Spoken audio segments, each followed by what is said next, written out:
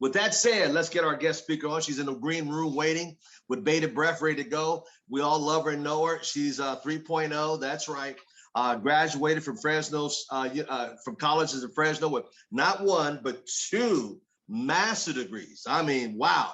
Started her own business, and all of a sudden things happened where it got shut down through this situation we all know about, and she was looking around for something else to go do. Her and her husband came to the King's Place to do a look at the opportunity. She looked at her husband and said, honey, this is something we can go do.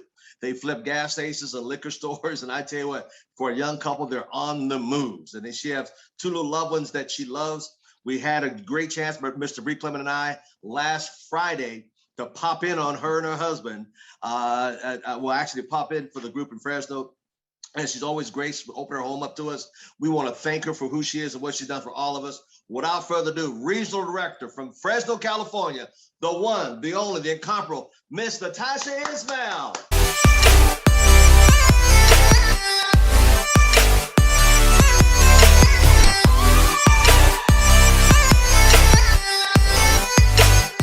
Good morning, Mr. Thomas. Happy Monday. Guys, it's July 5th already. So I know it's the day right after 4th of July, and you guys are champs, because guess what? Not everybody's here, but the ones that matter are here, okay? So I want to thank all you guys for being here. So go ahead and look through before we get started. If you see some people from your team that are not on here, go ahead and send them a message. Tell them to get on here, because this might just be something that somebody needs to hear. And you guys know every time I speak, it's something that I need to hear myself, but then somebody else usually needs to hear it too. So before I get started, I want to thank Mr. Thomas so much. And he told you guys about the pop-up and all of that stuff, and he got me. Okay, that's what he wanted to hear. He got me. Okay, you guys look at him. But that's because I got him first. So that's how it all started. But guys, for someone that has traveled the world, for someone that's been in magazines, done everything that he's done, been so accomplished, to reach back down and be willing to help all of us is just amazing. I mean, you don't find that often, but definitely in our business, there are people like that. But Mr. Thomas is just one of the most servant leaders in this business, in the industry, probably. Like putting these calls on every day, doing all of this stuff, it's not easy. Like it takes a lot of work. There's a lot of things that go into it. So can we please give it up to Mr. Thomas? And thank you so much for the opportunity to speak on Mondays. I'm super excited. My voice still isn't 100%, because those of you that kind of follow social media, you know that this past weekend, Mr. Thomas was here. Okay, he surprised us. So we watched the virtual convention, and then we went to the Carter's house, which you guys saw pictures on Friday. You don't even know how good the food was, okay?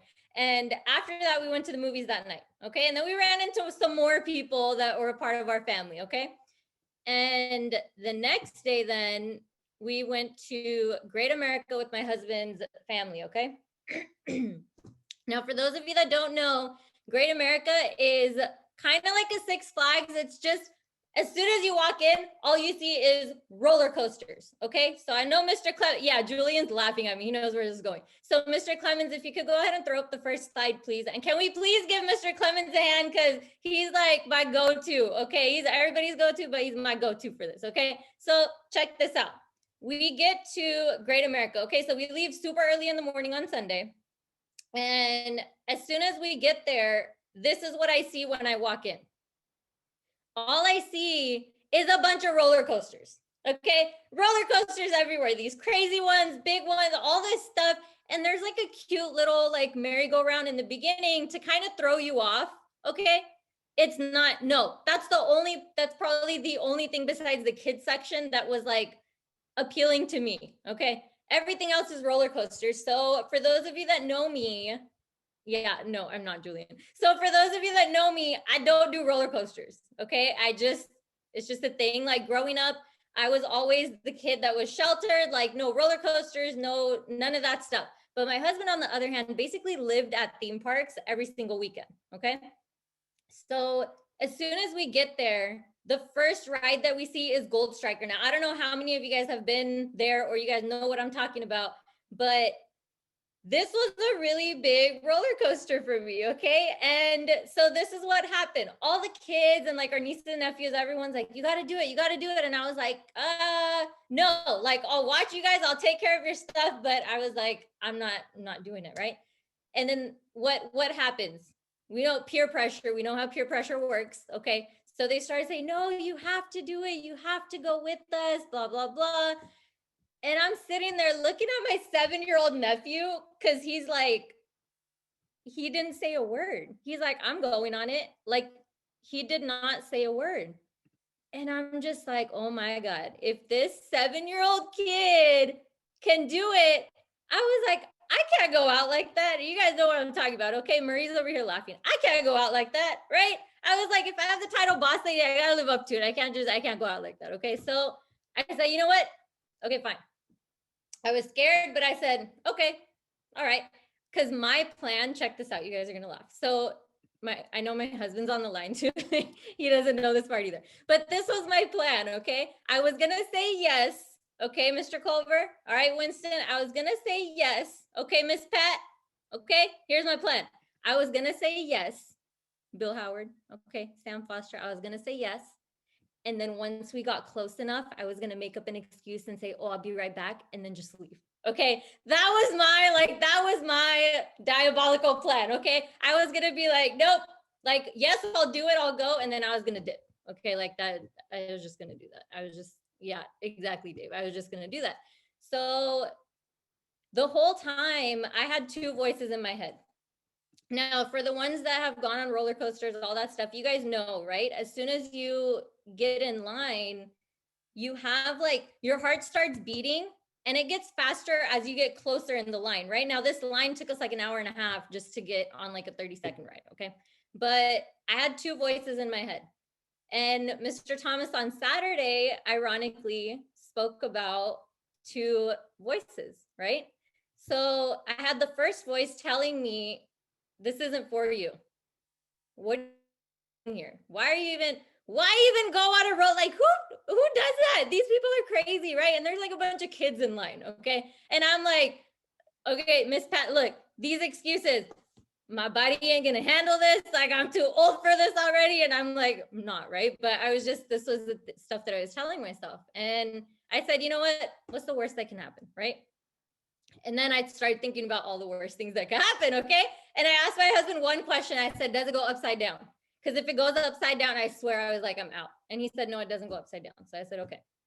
Now the second voice was telling me, there's a 7-year-old kid here that is about to ride this roller coaster. Sam's laughing. There's a 7-year-old kid here that's about to go on this roller coaster like it's nothing, okay? If you have the title of boss lady, now's the time to prove it, okay? The other thing that my voice was telling me, the second voice was telling me was, look, just focus on how you're going to feel after. So write that down if you're taking notes. I'm going to tell you guys a few stories and then I'm going to tie it all together at the end. But if you don't pay attention to the details, you're going to miss it. It told me, focus on the outcome. Don't think about how you're going to feel during the process. Focus on the outcome. Focus on how exhilarated you're going to feel. Focus on how accomplished and proud you're going to feel of yourself after it's done, right? It's only going to be for a few minutes. Just, tough it out and just get it done. Okay. So we get to the stairs and right before you go up there to sit in it, we get to the stairs. And as soon as it was our turn, I didn't even have time to think about it because it just all happened so fast. Okay. They were like one herd left and then the other herd comes and they all like throw their stuff in the little box. And I'm like, I got my brand new cell phone. And they're like, I don't know if I trust them. And I'm like thinking about this. I was like, you know what, Tasha, 30 seconds. Think about the outcome. So I sit down, Julian, stop laughing. So I sit down, okay, and one of my other nieces, she was scared. She still did it anyway, okay? She's like, I'm still gonna ride all of them. And I'm just like, you're crazy. But as soon as we got on the ride, we sat down, the guy was talking, like womp womp, like in Snoopy, that's what it sounded like to me, all right? And I hear the little shh, And you know that sound, okay? That sound means you about to go. You about to go. And we got out, okay? We got out and it slowly started taking us up. And my heart rate slowly started coming up with it, okay? We get up to the top, Miss Pat. I'm not joking. Like, you should have seen me. So it's slowly coming up, just like my heart rate. And you can't see anything. Brian, stop laughing. You can't see anything up there, okay? Because you're in this tunnel and you can't see anything, but all you see is a little hole with the light. So what did I say? I see the light, right? I wasn't talking about that light, but I saw the light. So we see that, and as soon as I hear the shh, I hear it one more time, I close my eyes so fast and I blacked out, and we're just like going and I'm screaming and I feel like I'm the only one screaming and I'm like, I'm gonna fall out of this thing. Yes, my soul was like leaving my body, okay? And my life flashed before my eyes and I was getting glimpses. I kept, like when you're like this and then you're just kind of, am I still alive? Am I still on this thing? I'm not flying off, right? So I kept opening my eyes little bits at a time, okay? I did black out. Heather, I'm not joking. Look, I'm telling you guys the truth, okay? Y'all can laugh at me, but when you're there, you know what I mean, okay? Mr. Thomas is like having so much fun. Okay. So I like blacked out, basically, all right? I'm alive, okay? But we got to the end of it and I felt it stop. See, Zoe understands. I felt it stop. I got out that thing so fast, you will not believe, okay? But the rush and the exhilaration that I felt after made me want to go on another one, but at the same time, the nausea was telling me you ain't ready for another one, okay? So I had some after effects, all right? Had some after effects, took like 15, 20 minutes. But the exhilaration I felt after was even more than what I was focusing on, okay? Now, Mr. Clemens, the next one. So next story. My husband and I went to Cancun for our honeymoon. This was like years ago, okay?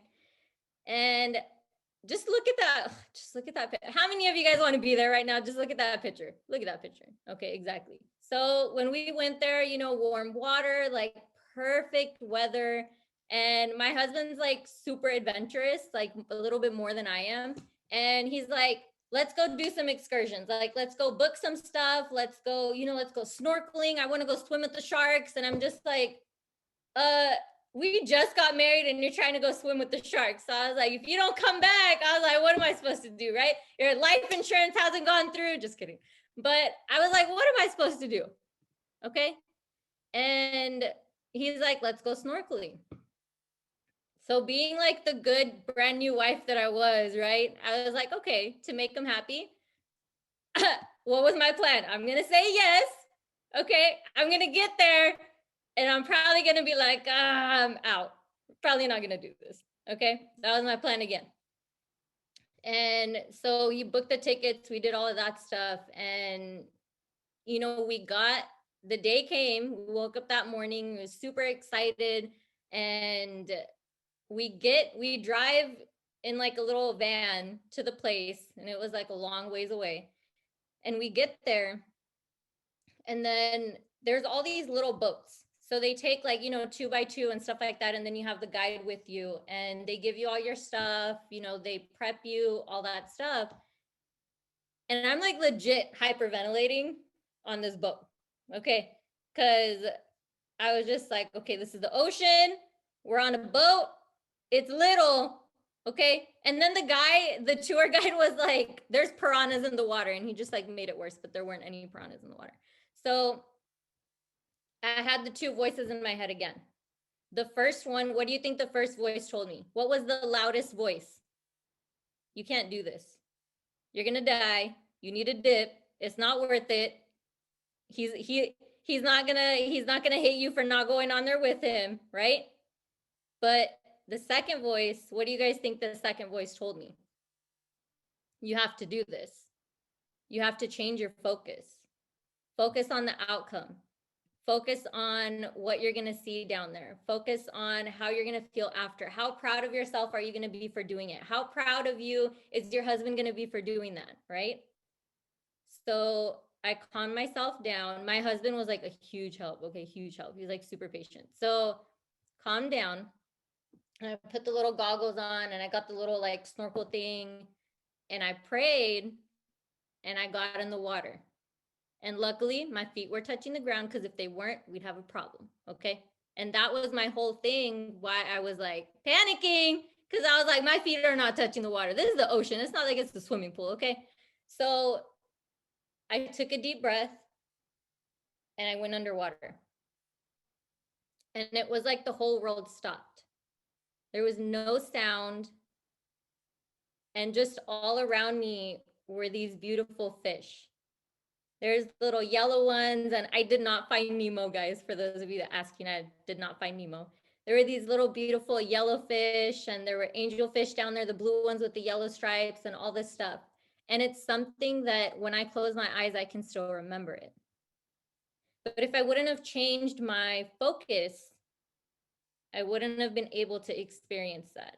And then once I came back up, I said, that was great. I want to do it again. But then I was like, maybe not right away, but you know, we're going to do it again sometime in life. Okay. Next one, Mr. Clemens. All right. Next story. How many of you guys have been snowboarding, skiing, anything like that? Snowboarding, skiing, Mr. Thomas. Okay. Miss Pat, she's like, okay. Winston is just like, no. Okay. So let me tell you guys my story with this. So we went snowboarding, or we went to like this lodge, or I think it was Big Bear Lake or something. And my husband was like, let's go snowboarding. I've never been snowboarding. Let's go snowboarding. We could go together, blah, blah, blah. It was our first time. We're super excited, super nervous. And you know, me, I was like looking up at the mountain and I see people like coming down and then I see them like tumbling and all of that stuff. So what do you guys think that did for me? That was not a very good thing to see right before we went up, right? So again, we got into the lift. Okay, we got our boards. The guy's like trying to tell me what to do. I'm just not paying attention because I'm like freaking out. Okay, this was before personal development, before all of that stuff. And I'm just freaking out. So we get on the lift and we start getting higher and higher, just like my heart rate. Okay, just like my heart rate, higher and higher. So as soon as we got to the top, my heart started racing. And again, I had those two voices. Okay. Now, what do you guys think the first voice told me? Put it in the chat. The first voice said, you don't need to do this. This isn't for you. I don't know why you're here. What's the point? Is it worth it? What if you break something? Like all this stuff. Okay, all this stuff. Now, the second one, what do you think the second voice was telling me? The second voice told me, you got this. Okay. The second voice said, you got this. You can do this. It's no big deal. There's so many people that have done it, right? You've rode a skateboard before. You used to rollerblade like all the time. You can do this. And again, change your focus to how you're going to feel after. So as soon as we got up there, I probably should have done it, but I blacked out again. I closed my eyes and I just like went for it. And when I opened my eyes, you know, I was sliding down this mountain, okay? I was sliding down this mountain. And then there was a rock or something happened. I probably lost control. I flipped, my like knees were this way. I was this way. And then my husband right behind me. It was like a pileup, okay? It was like a 5-car pileup because we were with some friends, okay? It wasn't all because of me, all right? But I did start the pileup. But I was super sore the next day, okay? But I did it. I fell on my face, but I did it. And that feeling of being accomplished after we do something was totally worth it. So now we can stop the share for a second. So when we saw this business at a Denny's 3 years ago, my husband and I looked at each other and we said, we have all of these services. Right? We have internet, TV, cell phone, all this stuff. And then I see brand name companies and I was like, why have we not heard about this before? Right? And then Mr. King was the one presenting it. And I still remember what shirt he was wearing. Like, I don't know why. I don't remember what I was wearing, but I remember what shirt he was wearing. So they talked about residual income. And the way they explained it was you do something one time and you get paid over and over and over again. And I said, what? Because I was used to trading time for money. Like at my training studio, people pay me, they come in, I train them, they leave, right? My husband at the store, somebody got to be there and work, right? Somebody has to be there. So we were still used to that way of making money. So this was new. We had no clue what this business was going to entail, how to do it, all the details, like all of that stuff we didn't know. And again, I had those two voices just like he did, just like some of you probably did before you even started this business, because I know some of you are new. So what do you think the first voice told us? It said, don't do it. It's not going to work. People have tried these things. You've seen these things, other companies, blah, blah, blah. And I tried a couple things already, but I never knew it was this industry. Okay. And they never told me I could build a team or anything like that. So I feel bad for that person, but you know, it is what it is. So the other voice, what did it tell us? Just do it. Just do it. And since we're entrepreneurs, what do entrepreneurs do? They feel the fear and they do it anyway. They understand that if there's no risk, there's no story. So we jumped. That was probably one of the best decisions, hands down, I can tell you, that we ever made. Was 3 years ago, sitting at a Denny's table, eating French fries and chicken tenders, looking at a piece of paper and a whiteboard, and Mr. King presenting, and all these other people, like 5 other people I didn't know, and I just knew one person in there from grad school. But I had to trust, and we had to just jump. Because with this, we understood, hey, you can work from anywhere. Think about it now. We can work from anywhere. Mr. Thomas literally traveled to like 5 states and all these different places in a couple of weeks. He was still on the calls. He was still able to work. For me, I get to go see my family whenever I want to. I get to go see my mom and my dad whenever I want to, because I'm not physically tied down to a cubicle. We can go out to eat now and not worry about, oh, where's the 2 for $10? Go to the back of the menu, right? You don't have to worry about that. We gained a whole new family. There's people on this call that probably know more about me than some of my actual family does. Some of the best memories that we have are with people in this business. So now, what do all of these stories have in common? Put it in the chat. What do all of these stories have in common? I was afraid to do each and everything. And I don't think I've told those stories ever. So y'all got an exclusive today, okay? But I was scared to do every single thing. And I had 2 voices in my head at every single point. One was telling me I couldn't, I shouldn't, I wouldn't, why bother? What's the point? But the second one was like, what's the worst that can happen? What's the worst that can happen? You've taken bigger risks than this. For those of you that got married, is that a risk? Yes or no? It's a risk. You had 2 voices. One was just like, leave. She ain't going to know. The second one was like, no, you better do it. You better do it. You're probably going to need her, right? You were scared, but you jumped anyway. And now those same experiences that I was scared to do in the first place are some of my best memories. Think about the first time that you rode a bike and you fell and you scraped your knee. You probably cried, but guess what? Somebody was there to pick you up. Think about the time when you lost your first tooth. You could not wait to go to bed because the tooth fairy was about to give you a quarter or 50 cents or a dollar, whatever it was, right? You could not wait to get to bed and put that tooth under the pillow so the tooth fairy would come and give you your quarter. The first time you went to high school. Think about that. Jabri, he's like, my tooth fairy was broke. Oh my God. Think about the first time that you went to high school. The first time you went to high school, you were so scared. It was like entering a freaking safari or a jungle or something. You had no idea. There's all these wild people everywhere. And here you are, little you with like a backpack and your new shoes and your new clothes and, you know, your shirt from Target and stuff like that. Cause that's what I had, shirt from Target. And you had no idea. but you made it through it. Think about the first time that you fell in love. The very first time, think about it. You thought that there was nothing better than that person. You were probably wrong, or you were probably right. It's fine, whatever it is for you. But you just felt so amazing. You felt like you were on top of the world all the time. You couldn't wait to see that person. You couldn't wait to call them, text them, beeper them, whatever you did back then, right? You couldn't wait. Think about the first time you rode your first roller coaster. Think about how you felt. Miss Pat, I see you. That was a good reaction. She's like, oh, I don't want to think about that. You were scared to death of getting on there.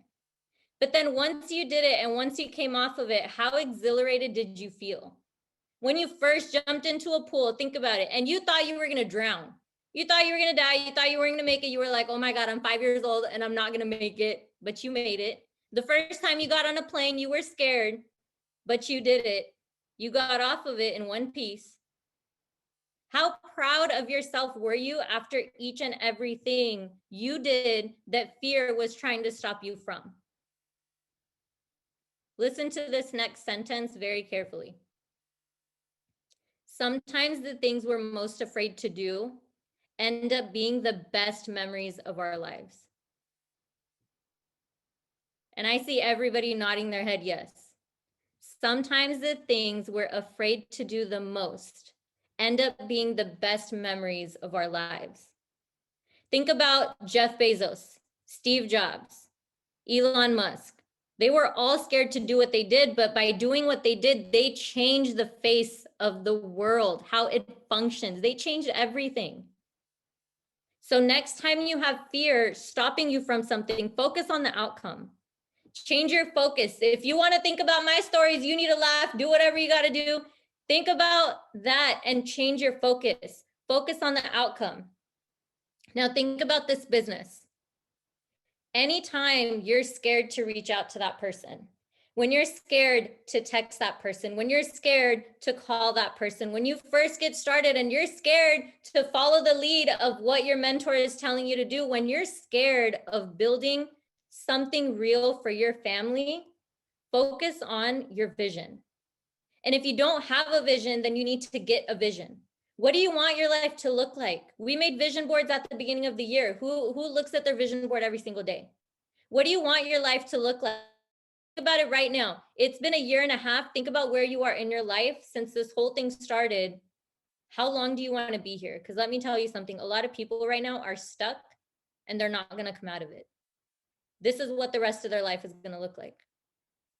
Do you want to be one of them?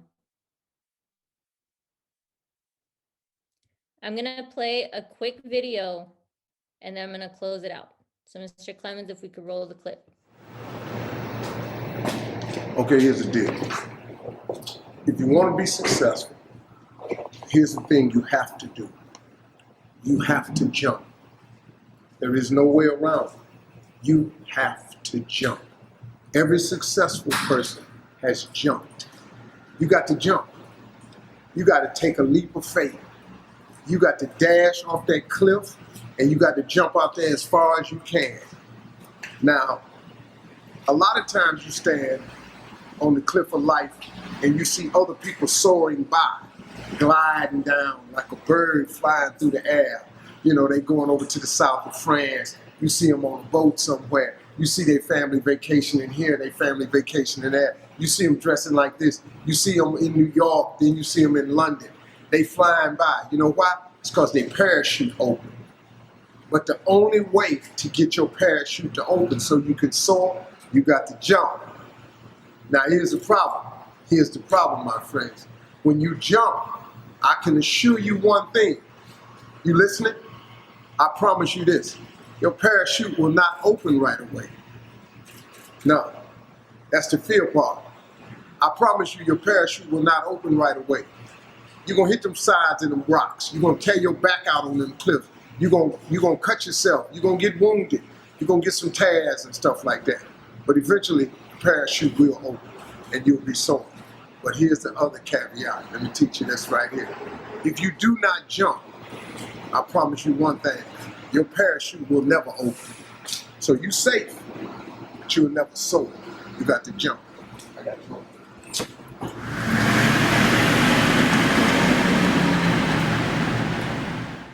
You guys knew I had to play that video, right? You guys knew I had to put Steve Harvey in there with jump. I just had to do it because that was a topic. So sometimes you just got to jump. You just have to go for it. Imagine, this is one thing that I think about. Imagine dying without knowing what your full potential could have been.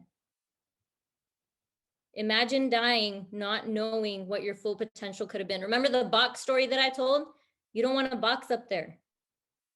You want to experience life down here. You want to know what your full potential could have been. You want to be the best version of yourself and not think what if.